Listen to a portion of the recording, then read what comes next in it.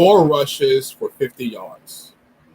Taysom Hill has passing touchdowns over 140, almost over 150. So where does that bring him? Almost, I say, either right about or just over total of 200 yards of offense. What's the key here? 2 passing touchdowns. Not run touchdowns, passing touchdowns. Ryan Clark, Nick Wright, are you not entertained yet?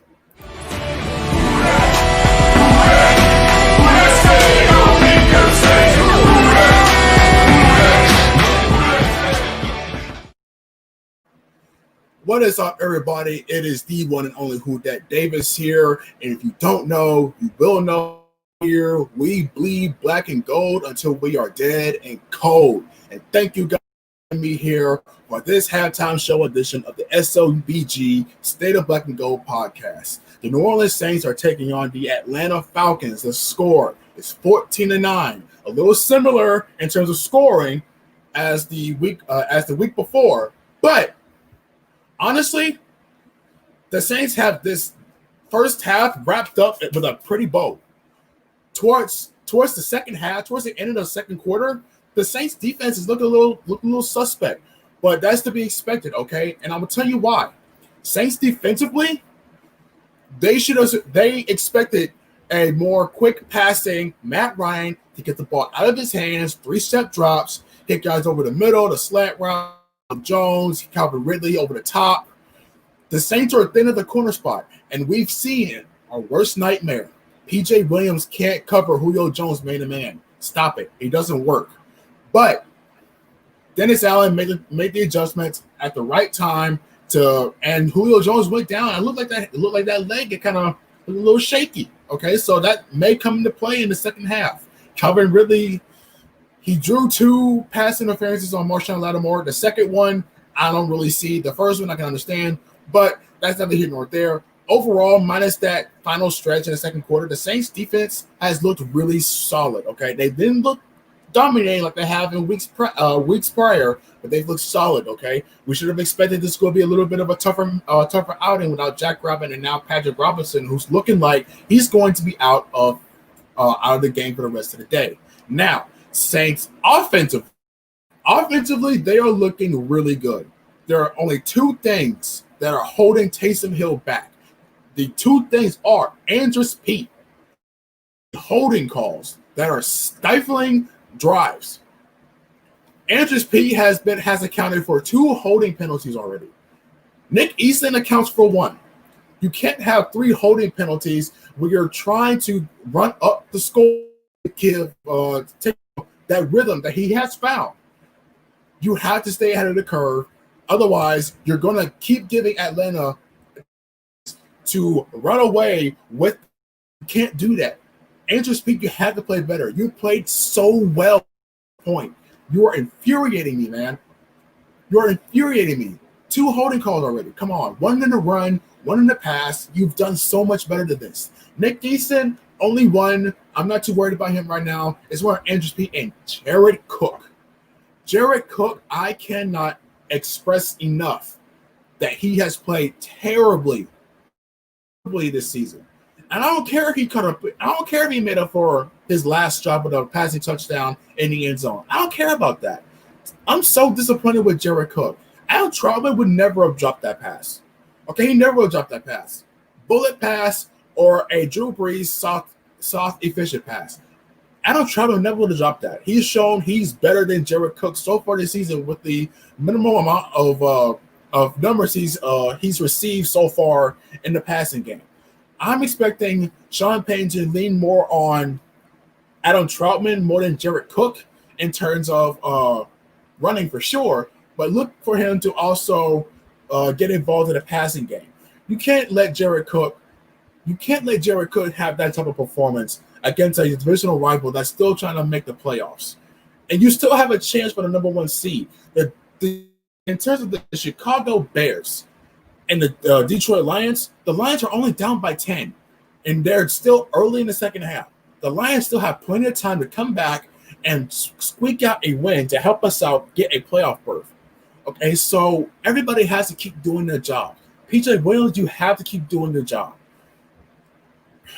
And that's asking for a lot out of you. Hopefully, Dennis Allen can keep giving him some safety help over Julio Jones if he does decide to come back and play in the second half, because you can't let this man beat you. Marshawn Lattimore, you've done so well locking down Calvin Ridley. I can understand you were kind of gassed towards the later end of the second half in terms of penalties, but it is what it is, okay? You have to play better. You have to be solid. Don't give up the chunk plays that keep these guys in the game. We are going to be doing a post-game show and a final thoughts, not today, but tomorrow. Tomorrow, we are going to have a post-game and final thoughts. But for right now, I'm going to accept 2 callers, 2 quick calls. Go ahead and get this link in here for 2 calls while I read some of these comments. Tara's in here. What's going on with you, Tara? Kai the Great saying, tasting a good rhythm this game. He come to play today. Yes, he has. He has come to play today, which also gives a little bit of to what Hill and Sean Payton were saying during the practice interviews earlier in this week, how he went from a mindset of winning the game to managing the game.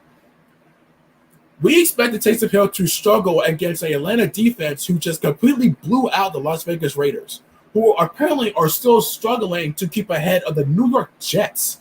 So that kind of brings questions to me in terms of, are the Las Vegas Raiders really good right now or not? And let me rephrase that. If they're struggling against the Jets, is Atlanta really good, or is Las Vegas Raiders really bad? That's where I'm at with that. But I'm so happy for Taysom Hill. He's showing everybody up. He's showing all these analysts up. I'm especially happy he's shutting up Nick Wright. He's shutting up Ryan Clark. Those two have been under my skin for the past week. So Taysom Hill, don't let the drops, don't let the penalties hold you down. Keep in the rhythm. Keep doing what you're doing. Keep leading this team to a win over the Atlanta Falcons. Go 2-0, man. If you can go undefeated 2-0 this season against the Atlanta Falcons, you're going to completely solidify that you can and you have the capabilities of being a future. I don't care who else gets involved in this game, whether it be Michael Thomas, Alvin Kamara, Emmanuel Sanders, Draco Smith. I don't care. Just win the game, Hill. Just avoid Jared Cook as much as, unless you can make a catch in wide open space. You got Kai again saying, I just want the Saints get the win, not focus on the Lions and the Bears. Absolutely. That's more on me as a fan that's also watching this game on my laptop and seeing how they're doing.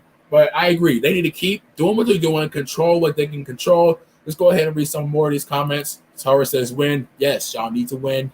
Travis 514 says, Jerry, the first caller. He used to use the first caller, man. He used to use the first caller.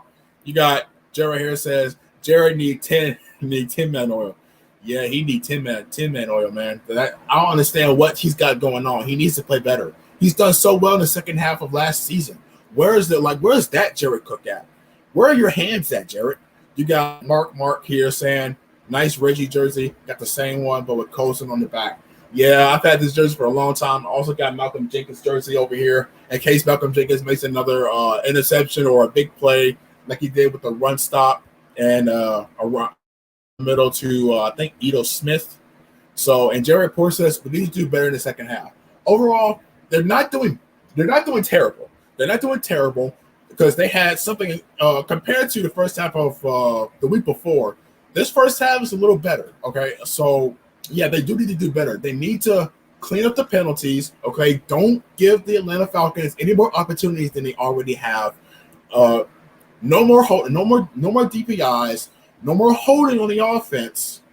Play a solid game throughout the rest of this half, and let's get away with this win and prepare for Philadelphia Eagles next week. But that's it. That's all. The Saints are getting ready to receive the kickoff. They just not kicked off. So we're going to go ahead and leave right now. So look for the post-game show and the final thoughts tomorrow, 10 a.m. Central Time. If you don't know, you will know. We bleed black and gold until we are dead and cold. Enjoy the rest of the game, everybody.